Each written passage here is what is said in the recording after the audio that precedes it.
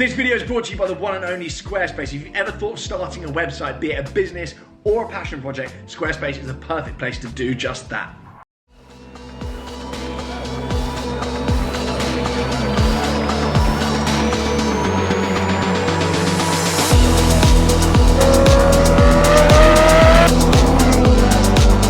Hello and welcome back to TGTV, and more specifically, ladies and gentlemen, I feel like it's ages since I've actually been making videos. Today, I am at Octane Collection with this behind me.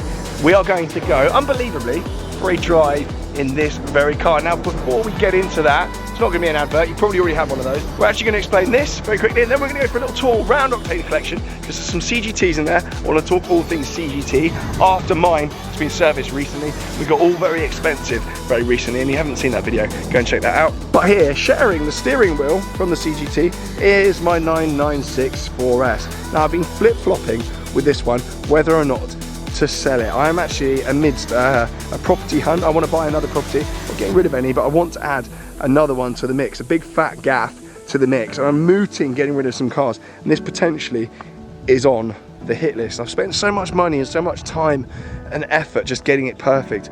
I think it would be a shame, but anyway, I'm kind of still up in the air whether or not to sell this one, but I've driven it down today and I'm kind of thinking, don't know. Anyway, if you're interested in that, keep your eyes peeled or send me a DM on Instagram.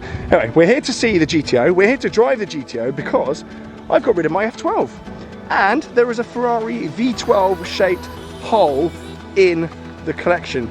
Me having just said I'm looking to sell some cars because I want to buy a house, I'm also thinking about adding a Ferrari V12 back into the collection. Loads of you have told me off about getting rid of the F12, and I think probably the only suitable replacement for the F12 is a 599 GTO. Not an F12 TDF, a 599 GTO. And we're going to get into why that is very shortly, because the wonderful lot here are allowing me to go for a spin in it. However, there are lots of toys in here that I want to talk to you about, because Octane Collection, being Octane Collection, has an incredible eclectic mix of cars.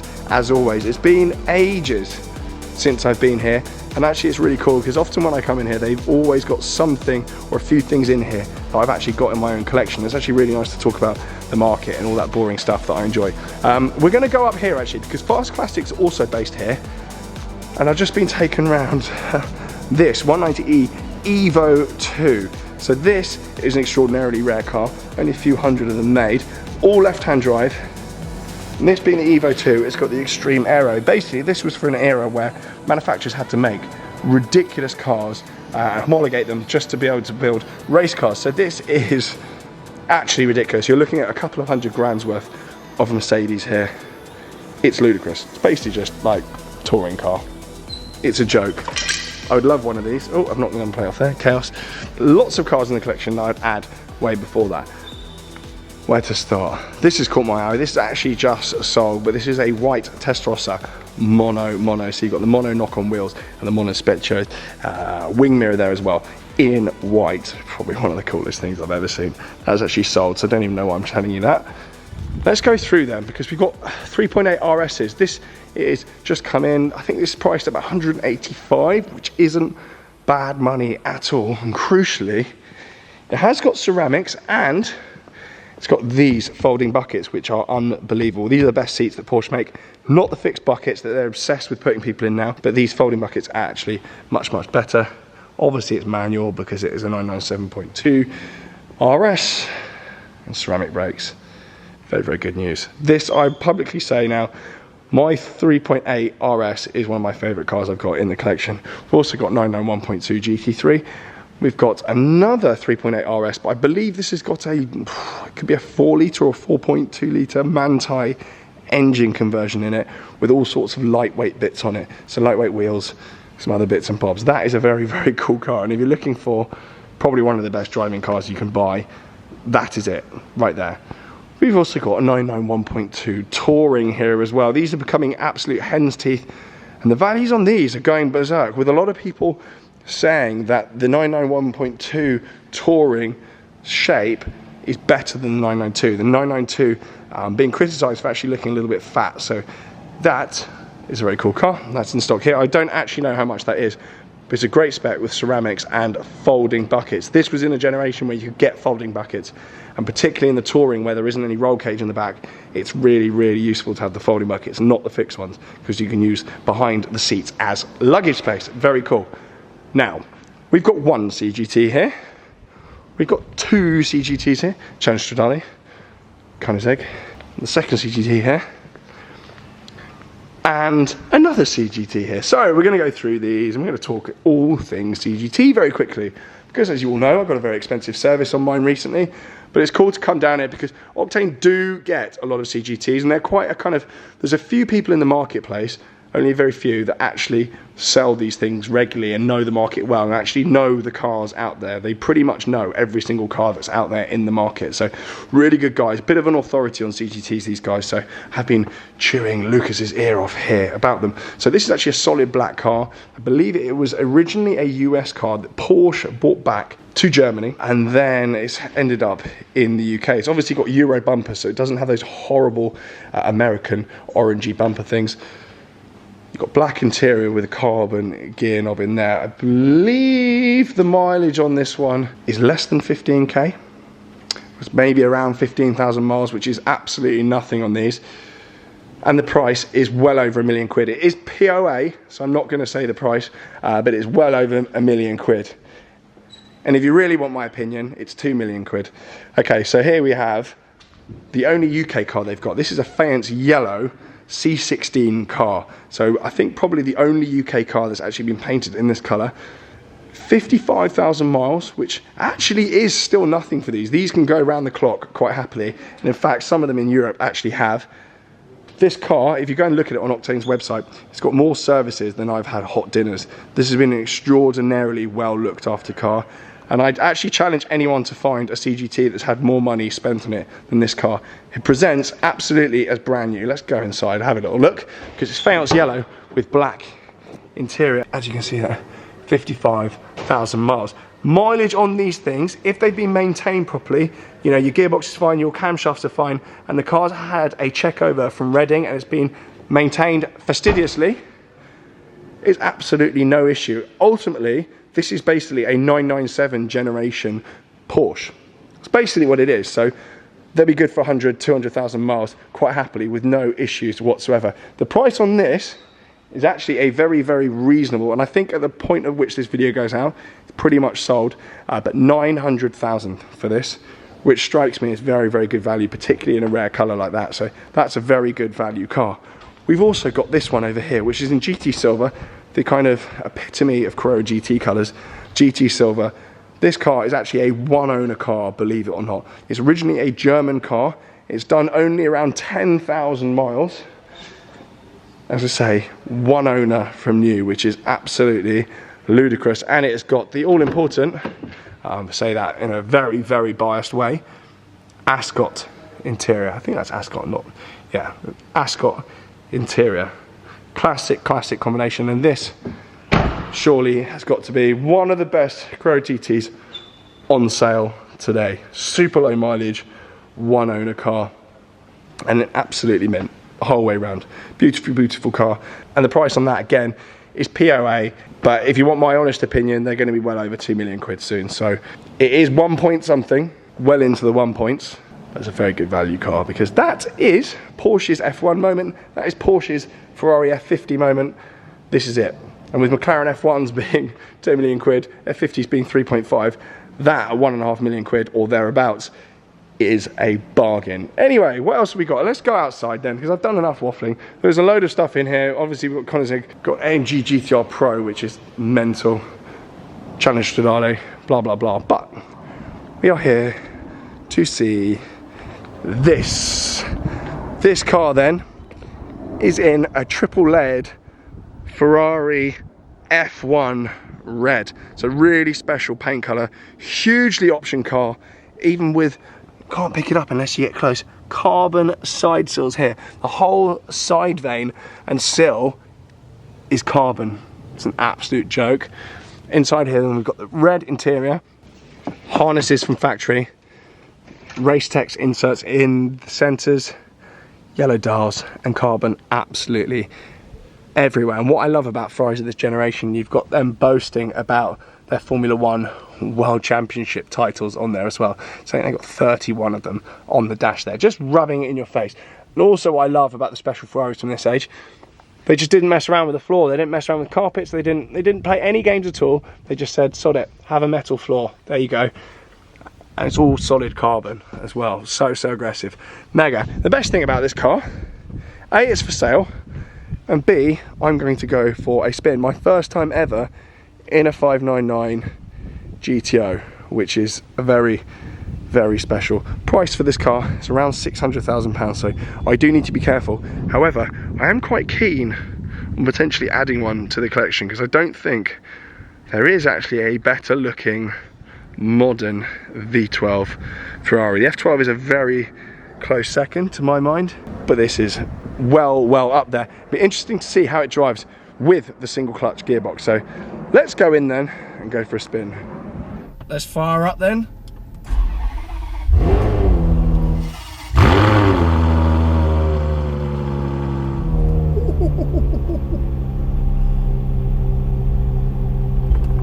So that'll warm up before we get going. Look at this. Right, this car then has harnesses, which is actually quite cool. Quite excessive, but quite cool. And we've also noticed we have Fraser in the car. Hello Fraser, welcome to the channel. Thank you, sir. Hello. I did tell him I'd crop him out the video, but I've just thrown him in at the deep end. And now it's too late. Do a sync clap as well. So what I love, actually, one of the many things I love about this car, it's got old school handbrake, which obviously wasn't carried over into the F12. Oh, it's good actually having these harnesses. Probably actually need to undo that because I need to move my seat forwards. No silly electronics for the seats, literally just a bar underneath you there. Right, here we go then. Are you stressed? Absolutely. Good, you should be, because I have got the driving abilities of a frog. Here we go then. We've also got a little angle here, which I don't know how that's going to be working out, but hopefully that comes out okay. Do you know where you're going? Out of the car park, vaguely, yes. So we're going to talk all things sort of values and whatnot on these, what it's like, kind of just to poodle around in. Obviously turn the taps on a little bit while we can hear it. We can do some drive-bys as well. Because Lucas here has told me these things sound a lot better than the F12 that kind of replaced the F12. Obviously replaced the standard 599 GTB. I wish I'd worn a more aggressive watch for this video because it's basically watch cam. Now this car doesn't have bumpy road setting then, like the F12, as far as I can see. No. Well, the F12 you've got the button that gives you sort of softer suspension. This car doesn't have it, which is fine to be honest. I never knew why that was an option, which is weird. Now I have been told by Lucas not to put this thing into traction off. Hedge. We're just getting out onto some more open roads. First impressions though, it's actually quite palatable to live with. I'm shifting early with the shifters even though I'm in automatic. It's pretty nice. Gearbox isn't bad though, is it? Gearbox, no, I expect it to feel clunky. A bit of Aventador Gen 1-ish, yeah. A bit Gallardo E-gear-ish. Yeah. I know they're different gearboxes, but I was kind of expecting more that like the Strad. Clunk. I've never driven a Strad. Oh. So we might change that pretty shortly. Yeah, fair enough. Ooh! I didn't do that. So we are in race, so the auto shifts are a little bit more aggressive than they otherwise would be, but the car is still warming up, so not going too heavy just yet. Brakes feel really, really good. Yeah, that's quite an aggressive junction there, Yeah, actually. that's why we're not on right. Ooh, that gearbox is quite different. It's so much more different to the F12. Is there a knack to it, like in terms of, like with the E-gear cars, you have to kind of lift off a little bit when you change gear, and you can actually do it quite smoothly if you kind of time the lift off and... Not really, with these they're pretty straightforward. Can you just, and is it one of those ones where it's actually smoother the more you hammer it? Like with the my Aventador SV, the shifts were much better if you were just on it. I see. It's nice. I'm very happy in here. So, before we get going on to some faster roads then, what's the price? 600 grand. 600, and it is a right-hand drive. So we're at 4,000 revs. So give it a little downshift. He's right, it does sound much better.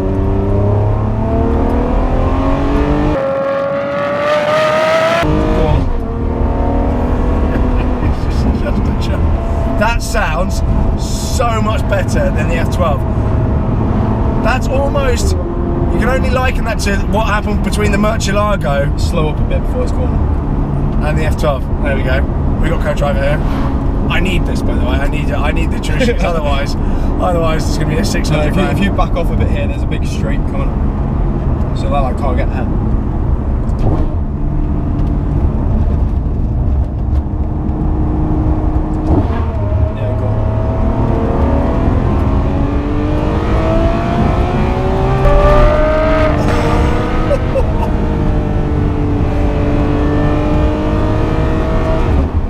Keep going.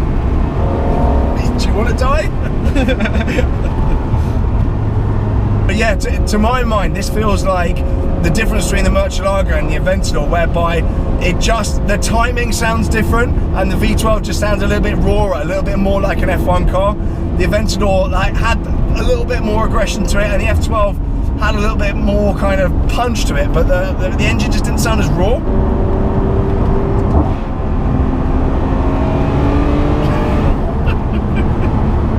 I'm so sorry. You got that kind of boom when you change down the gears. It's ridiculous. See, look, it's a little bit clunky at lower gears, but It's alright though, it's good.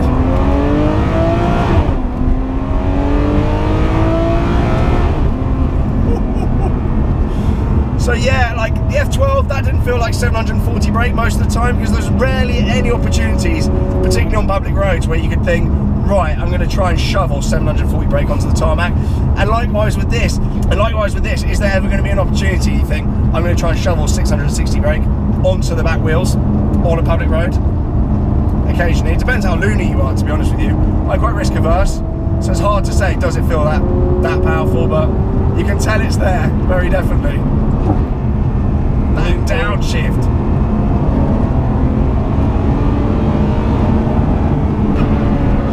I want to lift off even before it gets into the rev lights. It's just a joke. So it revs to 8,300 revs by the looks of it before you get into the red line. And obviously peak power is up at that end. You really do need to rev it out to get that full power. That's a joke. That is an actual joke. Shall I buy it? absolutely. It's a really, really special car. So it's 600 grand. It's done 19,000 kilometers, which is what, 15,000 miles thereabouts? Just under. Just under. It's nothing. It's absolutely nothing. And you can do Ferrari extended warranty on these as well, can't you? Yeah. So 4.5 grand a year gets you a pretty spot on warranty. Yeah, absolutely. That's not too bad at all. And annual servicing on these is grand, 800 quid, something like that? Yeah, probably a bit more, probably 1,200. 1,200, well yeah, with today's inflation it's probably 9 grand. Yeah. But there are plenty of people that work on these, specialists, and obviously there's great guys like Joe Macari, for example, that will do serious Ferrari servicing without taking the mick. So, very good. I'm very happy in here. What else do I need to know? This in a Carrera GT? This in a Carrera GT is a good last of the kind of peak analog supercars, if you like, despite having an F1 box. Just need the LFA as well. I do need the LFA, and you're going to have to let me drive one of those at some point. Have to is quite strong. We'll see. I'll be amazed if you let me back in after this. So you have got an LFA in stock, but it's having a service at the moment? Yeah. Okay, what's that up at? Japanese car, that's 775. You see, there was an LFA when I got my CGT in the same owner's collection, and I just couldn't stretch to both. Could barely stretch the CGT.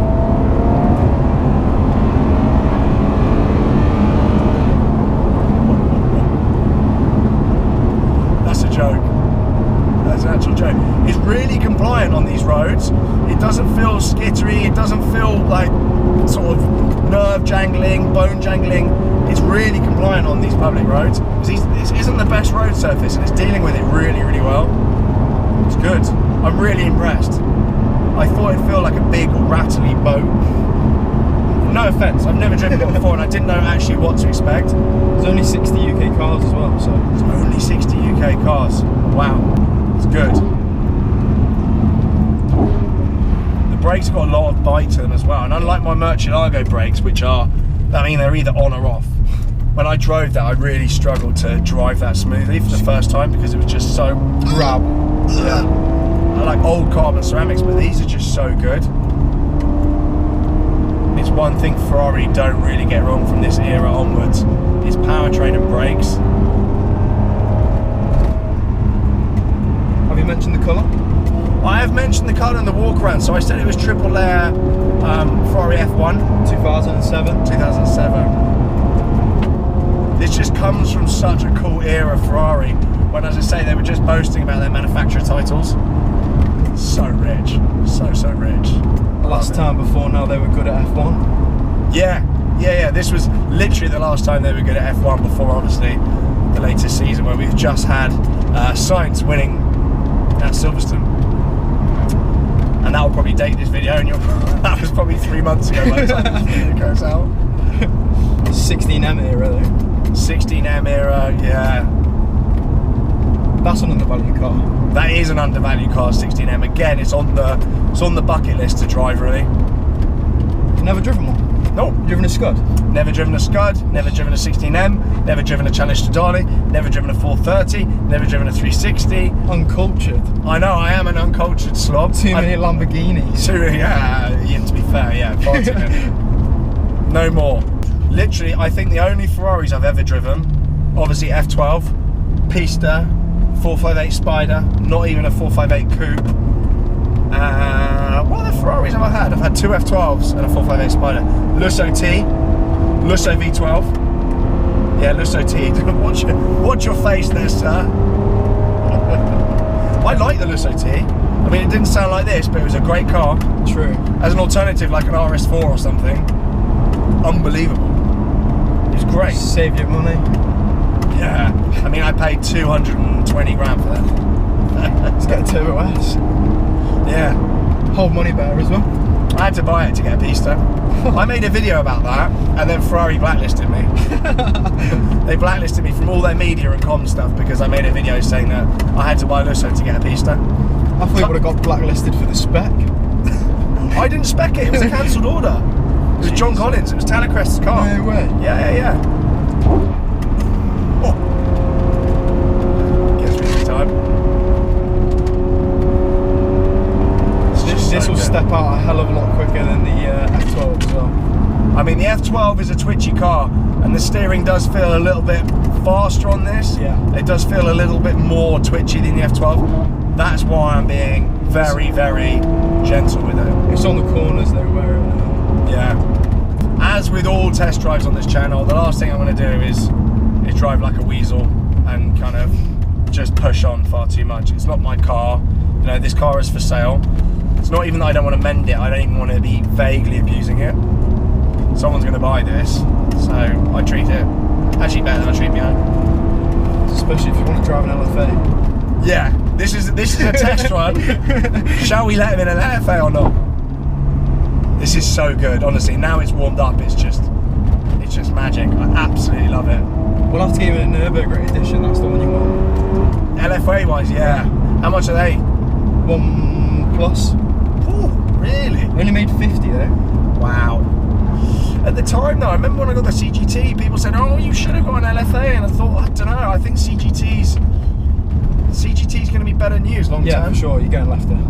You could daily drive an LFA though, for real. Really? Yeah. Are they reliable? Do they go wrong? Yeah, for sure, it's a Lexus. It's true. This is really good. LFA during the week, Carrera GT at the weekend. I mean, that's not bad. GTO on a Sunday morning. What's the servicing cost like on an LFA? Obviously you're getting it serviced now. We haven't been given the bill yet. It's that blissful moment when you know your car's getting sorted, but you haven't got the bill. Yeah, exactly. And a lovely week at CGT. And it needs tyres. It's just a nightmare. You know the feeling. Ask a random car spotter to blag some off Michelin. They'll give them to anyone. Yeah, we'll do. Other than me. Got a bloke with a Veyron. So you're going to pull out or not? I'm going to need you to pull out, young lady. What? What are we saying? I've got such a long bonnet, I'm going nowhere. Just go on, out you come. Oh my god. I'm not doing it. Ain't my car. There we go, there we go.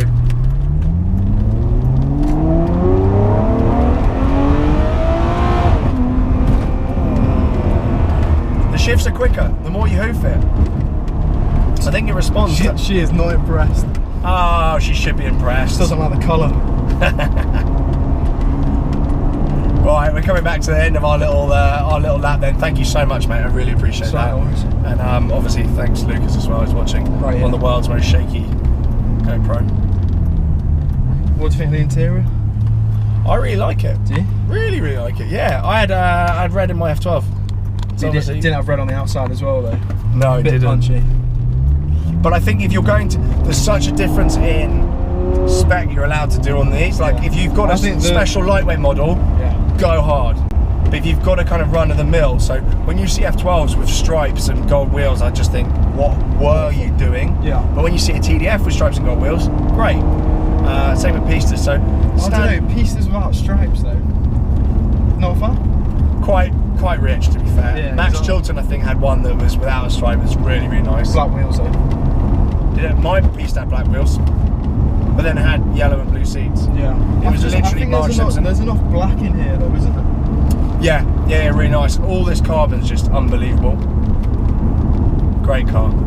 Great. This or TDF?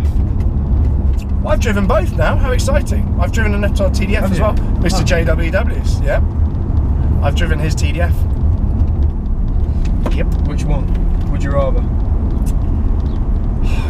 I do think it's the gearbox in the TDF that would probably tip me more towards the TDF. Really? But I think this is a better looking car. Yeah, for sure. And I think this is a cooler car. I think it'll do better in the future as well. Yeah, I think this will be a better long run car. Because obviously there's 799 TDFs. Yeah. And there's 599 of these. Yeah. So, I don't know. I think they're both unbelievable, to be honest. And I couldn't decide between them. And obviously a TDF now is what, 800, 900?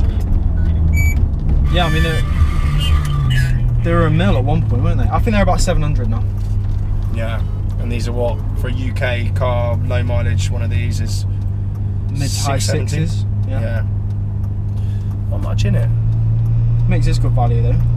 Yeah, it does. This is an unbelievable car. So if you are thinking of buying one of these, come down and check this out. I am, as I said at the start of the video, trying to buy a big fat gaff at the moment. So I've been told by my mortgage brokers, my mortgage pro, plug, to stop being a complete idiot, basically. So Sell the Carrera GT for £3 million. I'm waiting for those to hit 2 mil before I even consider getting rid. But I don't think I'd even get rid at 2 because I think they've got 2.5 to 3 in them. Maybe 5, 10. Right, thank you so much. We're back. That's it then. Thank you very much for watching. Hopefully this camera angle worked as well. Make sure you're following Octane on Instagram because their Instagram is actually beautifully done. Also their YouTube channel as well. You've got YouTube videos, do you not? Couple. They're good. They're good news. So check out their stock. Yeah, ciao for now. Bye. I'm back again. Now, as I mentioned at the start of the video, this video was brought to you by Squarespace. If you've ever had a curiosity in starting your own website, be it a passion project, just something you're interested in and a hobby, or you want to start your own business, probably more likely your own business if you're following me and you're following my antics, then keep your eyes and ears peeled because there is a special offer coming very soon with Squarespace to help you get started. Now, Squarespace has got loads of features which help your journey through that a lot easier, a lot more efficient, and a lot more effective. The first really cool feature is that Squarespace know that most people are viewing websites on their phones, so you can actually build a mobile optimized website and a desktop optimized website very easily, very simply, and very efficiently. Another really cool feature is that you can build members areas with Squarespace as well. You can build members only areas within your website as well. So not just basic websites, but a website where you can nurture and build a community. That's really, really cool. And if you're monetizing it, that's going to be really important to you as well. Another thing particularly pertinent to e-commerce is email campaigns. They are extremely effective and they're amazing when they work well. Squarespace gives you the tools to build really nice looking, really effective email campaigns. And Squarespace isn't just about building a website. You can actually go on there and get the domain from there as well. So it really is all in one. You just go on Squarespace and you get started. You don't need to go anywhere else. Nice and simple. Now, if all that sounds good and you're interested and you want to get going, hit the special link below and use the code TGTV and you will get 10% off your first website. As always, please do send me what you're creating, your websites. People are doing that now via DM on Instagram and also in the comments here on YouTube. I absolutely love seeing it, so please do keep sharing those with me. So hit the link, it's in the pinned comment, get going and stay in touch.